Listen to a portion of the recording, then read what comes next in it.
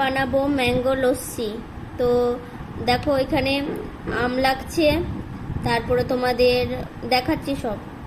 আমগুলোকে তোমরা এইভাবে চামচে করে চেঁচে নিয়ে নেবে। এরপরে আমরা দিয়ে দেবো সুগার। তো চিনি আমরা দিয়ে দিচ্ছি। আমরা এখানে কিন্তু দুটো আম নিয়েছি, একটা আলফানজো নিয়েছি আর একটা কি বেশ একটা নাম। এরপরে আমরা আম আর চিনিটাকে ঘুরিয়ে নেব। এরপরে আমরা একটু লবণ দিয়ে দেবো। এরপরে আমরা দই দিয়ে দেবো, টক দই। পুরো প্যাকেট দই দিয়ে দিচ্ছি, তোমরা দুটো আমে ঠিক এরকম প্যাকেটের দই দিয়ে দেবে। এরপরে আমরা দইটাকে একবার ঘুরিয়ে নিয়েছি, দেখো ঠিক এরকম হবে, অনেক ইয়াম্মি হয়। আমরা একটু মধু দিয়ে দিলাম, আমরা সব কিছুতে একটু একটু করে মধু দিই, ভালো লাগে।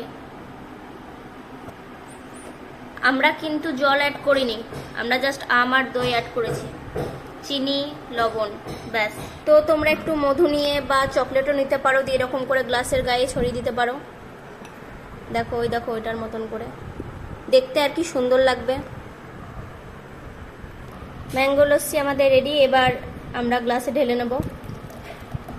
আমাদের ম্যাঙ্গো লস্যি রেডি। এবার আমরা একটু ডেকোরেট করব। আমরা ডেকোরেশনের জন্য নেব এইগুলো তো রিয়েল চেরি, দেখো খুব সুন্দর। আর নেব শুকনো চেরি বা ক্যানবেরি, যাই হোক। ক্যানবেরিগুলো এবার আমি ছড়িয়ে দিচ্ছি।